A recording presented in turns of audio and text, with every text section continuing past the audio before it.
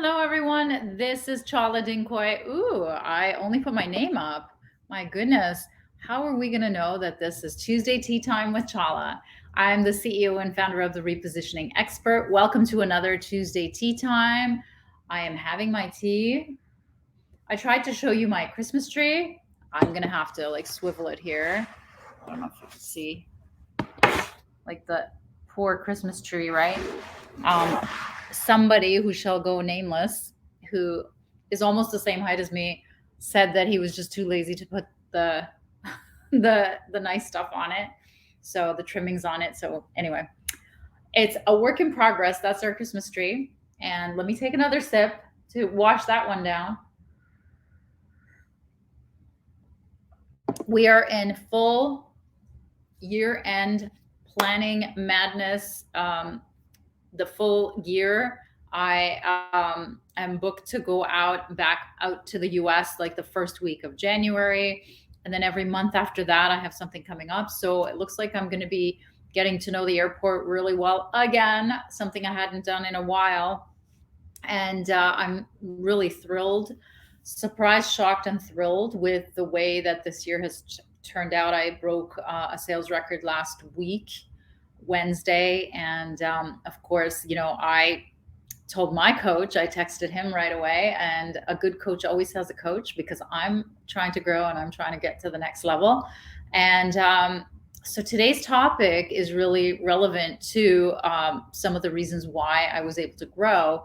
And it's that, I'm a marketer, I'm a lifelong marketer, and I have taught marketing for the, second half of my life. And sadly, us marketers, 58% of us have admitted that we don't know the target. We don't know enough about the prospect. And when I see this in clients and I tell them that they're either, don't know enough, are guessing at what their target wants and needs, and even who their target is, everything kind of shifts for them because they're blindly doing what they've assumed for years and years and years that has brought in the business. And thank God it's worked till today. Otherwise, they wouldn't have enough money to pay me or they wouldn't have a business.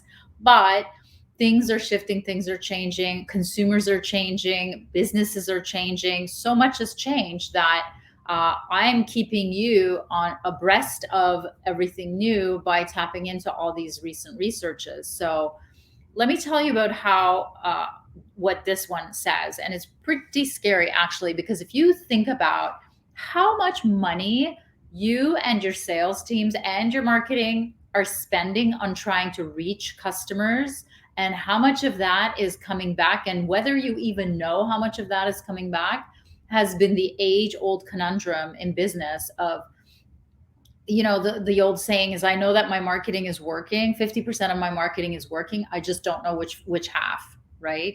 So this research that HubSpot did, they surveyed recently 1,200 marketers, and HubSpot is a content marketing company. Mostly, I think they're B2C too, but mostly B2B.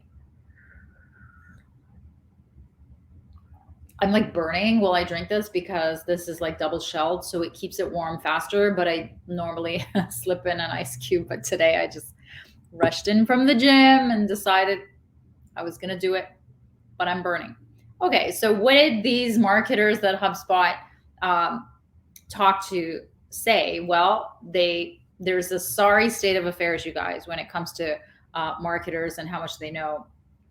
42% claimed, that's like less than half, claimed they only know the basic demographics, which is like the basics, which is the demographics, the name, the location of where they are, right? So basic.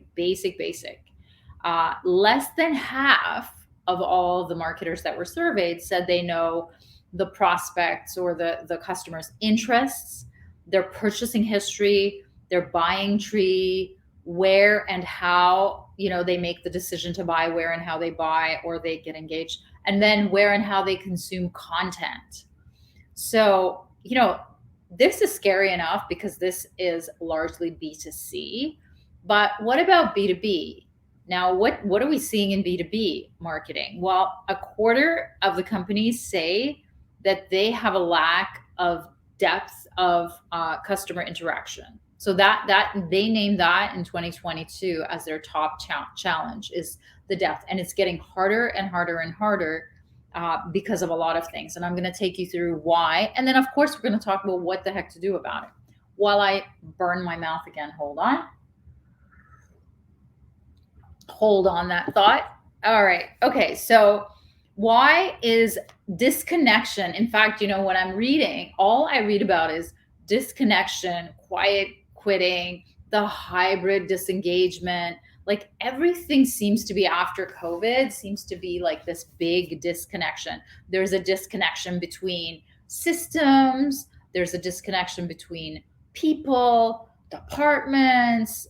Everything seems to be in this disconnected chaos.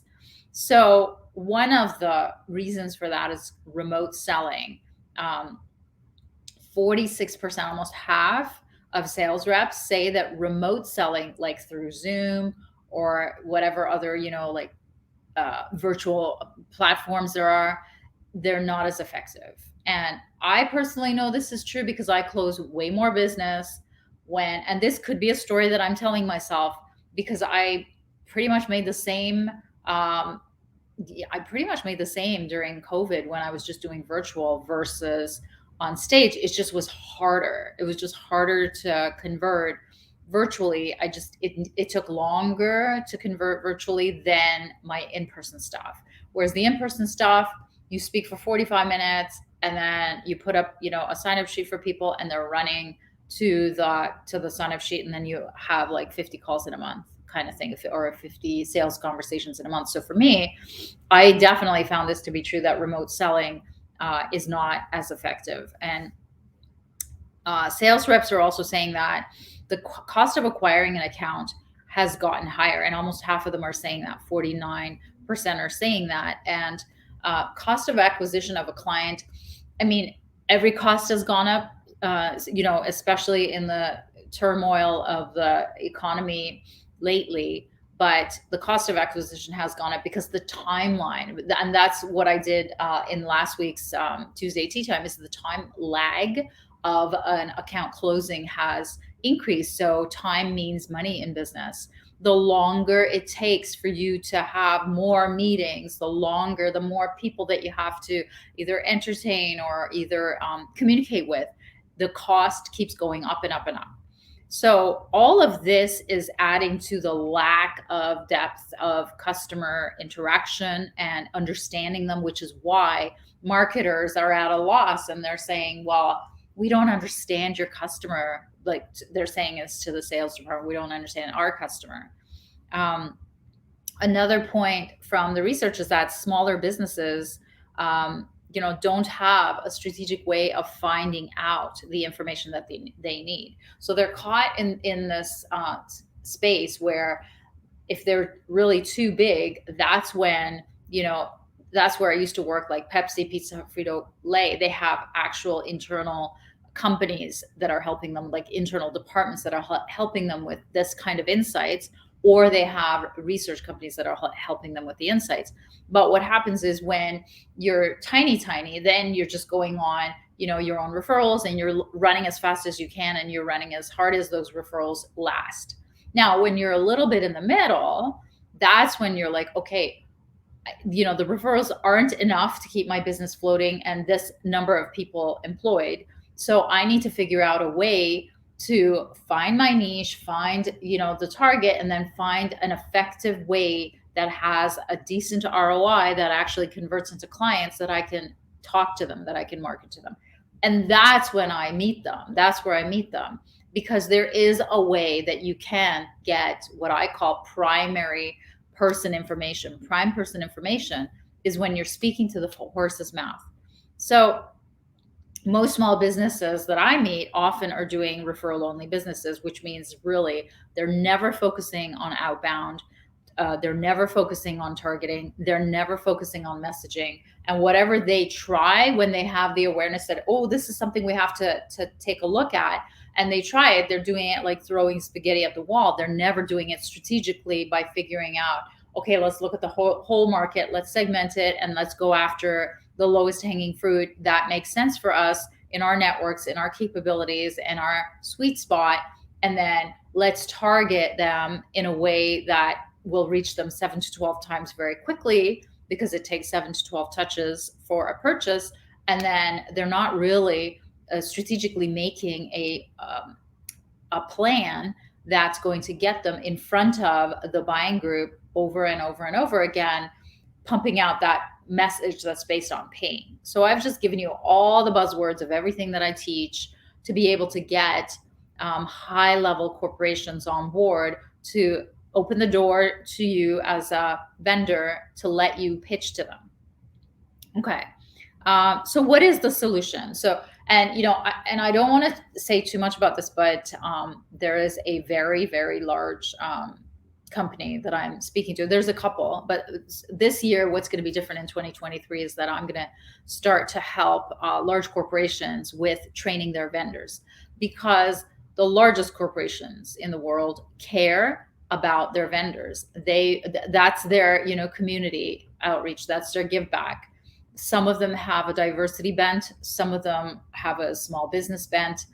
Either way, they have a vested interest in raising the standards of the suppliers that are pitching to them, which is where I come in. And I've been having a lot of conversations about what that looks like and what is missing, what's needed, and what are the pet peeves of buyers. So it's fascinating. It's fascinating. And it's everything that I've been telling you. And it's gratifying and sad at the same time. Gratifying because that's what I experienced freaking 20 years ago. And it's still going on, you guys. Like, how sad is that? It just tells me that there's some fundamental human issues that are getting in the way of being able to solve those problems, at least intuitively, until you have someone like me blasting you, saying, you're doing this wrong and here's how to do it properly. So let me tell you, if 58% of marketers don't know their target, here's what they should be doing. Here's what these businesses should be doing. They should be putting an ice cube in their tea so they don't burn their tongue. Never mind. So the first step, that's the first step to anything really, is admit that you have a problem. And I say that in jest, but it's really admit that you don't know your target. So, and in some cases, admit that you don't even really have one.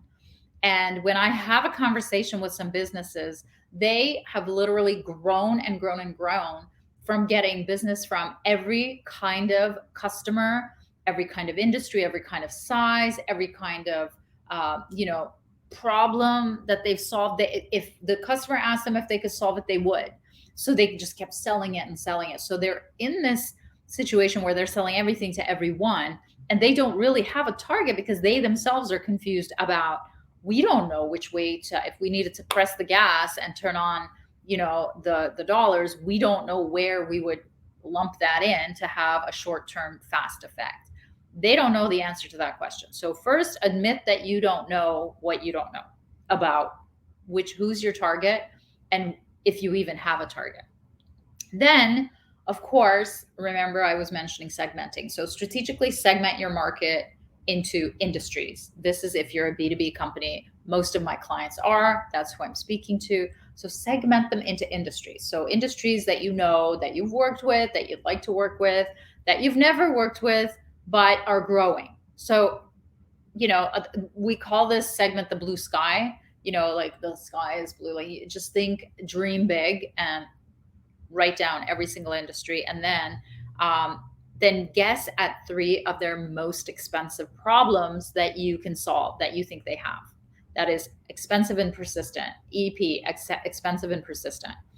And then make appointments to talk to people who are in those industries and decision-making authority positions to hire or influence your hire in whatever it is that you do. And these are not cold conversations, you guys. These are conversations that you have through friends, through current clients, through colleagues, through family. I don't care. As long as you're talking to people who don't necessarily have worked with you, although if you're talking to current clients about a different service altogether, that's fine. That's great. So make appointments and talk to friends of friends. My Apple Watch is doing crazy things. I don't know what's happening.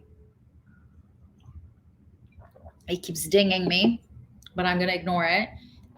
So this is like friends of friends or warm networks to validate the pain, the winning pain. Remember, you picked the 3 different pain points. So this is, I'm describing the structure of what we do when, I start working with clients to figure out what is who is the target and how do we get to know them, so we're not one of the 58% of marketers who don't know their target. So the first person research that we do, it benefits, first of all, the market never lies. Okay. And second of all, you're getting the horse's mouth definition of their pain in their words. So it often we use those words in exact SEO searches and work that we do.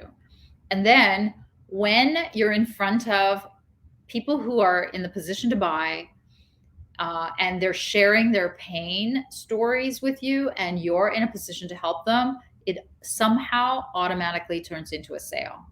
So that's what I want for you. Is I want you to stop having, clueless marketers and salespeople not knowing who their target is or anything about their target. I want you to do this structured, strategic research to find out what it is they need, what is their decision tree, what is their pain, how do they talk about it, how do they shop for it, and then how do they consume the information that they need once they are in the buy zone. Where do they go? Are they Googling it? Are they asking friends? What are they Googling? We need to know all this information, and only you and your, oh, good Lord, only you and your sales reps can get this information. So the onus is not just on marketing. It is a shared cause where sales goes and talks to the prospects and these decision makers and gets this information and gives it to marketing so that marketing can have on point messaging. I hope that has been helpful. I'm being like dinged and called, and just like it would always happen when I'm like doing my lives, but I'm done, folks. Burnt.